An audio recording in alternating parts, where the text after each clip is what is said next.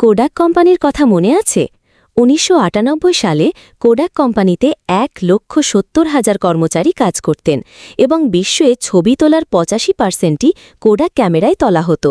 গত কয়েক বছরে মোবাইল এবং ডিজিটাল ক্যামেরার বাড়বাড়ন্ত হওয়ায় এমন অবস্থা হয় যে কোডাক কোম্পানিটাই উঠে যায়। এমনকি কোডাক সম্পূর্ণ দেউলিয়া হয়ে পড়ে এবং এদের সমস্ত কর্মচারীকে বাধ্যতামূলক ছাঁটাই করা হয়। ওই একই সময়ে বা এর কিছু আগে পরে আরও কতগুলি বিখ্যাত কোম্পানি তাদের ঝাঁপ পাকাপাকি বন্ধ করতে বাধ্য হয়। যেগুলো এখনও কোনো মতে টিকে আছে তাদের অবস্থাও নিভু নিভু।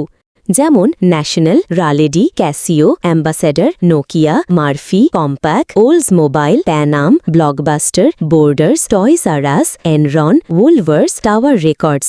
এই কোম্পানিগুলোর মধ্যে কারুরই কোয়ালিটি খারাপ ছিল না, তবুও এরা উঠে গেল কেন? কারণ সময়ের সাথে নিজেকে বদলাতে পারেনি। এখনকার সময়ে দাঁড়িয়ে আপনি হয়তো ভাবতেও পারছেন না যে সামনের ১০ বছরে দুনিয়া কতটা পাল্টে যেতে পারে। আজকের ৭০ থেকে ৯০% চাকরি সামনের ১০ বছরে সম্পূর্ণভাবে বিলুপ্ত হতে চলেছে। আমরা ধীরে ধীরে ঢুকে পড়েছি চতুর্থ শিল্প বিপ্লবের যুগে। আমার কথা বিশ্বাস হচ্ছে না? আজকের বিখ্যাত কোম্পানিগুলোর দিকে তাকান। উবার কেবলমাত্র একটি সফটওয়্যারের নাম, এদের নিজস্ব কোনো গাড়ি নেই, তবুও আজ তারা পৃথিবীর বৃহত্তম ট্যাক্সি ভাড়ার কোম্পানি। এয়ারবিএনবি হল আজকে দুনিয়ার সবথেকে বড় হোটেল কোম্পানি, কিন্তু মজার ব্যাপার হল পৃথিবীর একটি হোটেলও তাদের মালিকানায় নেই। একইভাবে পেটিএম, ওলা ক্যাবস, ওয়ো রুমস ইত্যাদি অসংখ্য প্রতিষ্ঠানের উদাহরণ দেওয়া যেতে পারে। আজকে উন্নত দেশগুলোতে জুনিয়র আইনজীবীদের জন্য কোনো কাজ নেই, কারণ ক্লিও, মাইকেস, প্র্যাকটিস পার্টনার নামের সফটওয়্যারগুলো যে কোনো নতুন উকিলের থেকে অনেক ভালো ওকালতি করতে পারে। নতুন ডাক্তারদেরও চাকরি যেতে বসেছে। Medscape, Merative, telemedicine, clinical works, doctor on demand নামের অ্যাপগুলো মানুষের থেকে ৪ গুণ নিখুঁতভাবে ক্যান্সার এবং অন্যান্য রোগ শনাক্ত করতে পারে। পরের ১০ বছরে ৯০% মানুষের কোনো চাকরি থাকবে না, বাকি থাকবে কেবল ১০%। এই ১০% হল বিশেষ বিষয়ে বিশেষজ্ঞ। ২০৩০ সালের মধ্যে এআই এর বুদ্ধিমত্তা এক অন্য উচ্চতায় পৌঁছে যাবে, যার ফলে কর্মী হিসেবে মানুষের প্রয়োজনীয়তা একেবারেই কমে যাবে। সামনের ২০ বছরে আজকে ৯০% গাড়ি রাস্তায় দেখা যাবে না। বেঁচে থাকা গাড়িগুলো হয় ইলেকট্রিকে চলবে অথবা হাইব্রিড হবে। রাস্তাগুলো ক্রমশ ফাঁকা হতে থাকবে, পেট্রোলের ব্যবহার কমবে এবং পেট্রোল উৎপাদনকারী দেশগুলি ক্রমশ অর্থনৈতিক সংকটে পড়বে।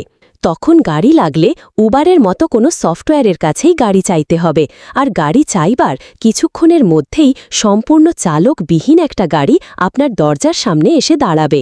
আপনি যদি অনেকের সাথে ওই একই গাড়িতে যাত্রা করেন, তাহলে মাথাপিছু গাড়ি ভাড়া বাইকের থেকেও কম হবে। গাড়িগুলো চালকবিহীন হওয়ার ফলে ৯৯% দুর্ঘটনা কমে যাবে এবং সেই কারণেই গাড়ি বিমা করানো বন্ধ হবে এবং গাড়ি বিমার কোম্পানিগুলো সব উঠে যাবে। গাড়ি চালানোর মতো কাজগুলো আর বেঁচে থাকবে না। ৯০% গাড়ি যখন রাস্তা থেকে উধাও হয়ে যাবে, তখন ট্রাফিক পুলিশ এবং পার্কিংয়ের কর্মীদেরও কোনো প্রয়োজন থাকবে না। ভেবে দেখুন, আজ থেকে ১০ বছর আগেও রাস্তার মোড়ে মোড়ে এসটিডি বুথ ছিল। দেশে মোবাইল বিপ্লব আসার পর এই সবকটা এসটিডি বুথই কিন্তু পাত্তারি গুটাতে বাধ্য হল। যেগুলো টিকে রইল তারা মোবাইল রিচার্জের দোকান হয়ে গেল। এরপর মোবাইল রিচার্জেও অনলাইন বিপ্লব এলো। ঘরে বসেই অনলাইনে লোকে মোবাইল রিচার্জ করা শুরু করল। এই রিচার্জের দোকানগুলোকে তখন আবার বদল আনতে হলো। এরা এখন শুধুই মোবাইল ফোন কেনা বেচা এবং সারাইয়ের দোকান হয়ে দাঁড়িয়েছে। তবে সেটাও বদলাবে খুব শীঘ্রই, কারণ অ্যামাজন, ফ্লিপকার্ট থেকে সরাসরি মোবাইল ফোন বিক্রি দিনকে দিন বাড়ছে। টাকার সংজ্ঞাও পাল্টাচ্ছে। এক সময়ের নগদ টাকা আজকের যুগে প্লাস্টিক টাকায় পরিণত হয়েছে। ক্রেডিট কার্ড, ডেবিট কার্ডের যুগ ছিল কদিন আগেও, এখন সেটাও বদলে গিয়ে হয়ে যাচ্ছে মোবাইল ওয়ালেটের যুগ।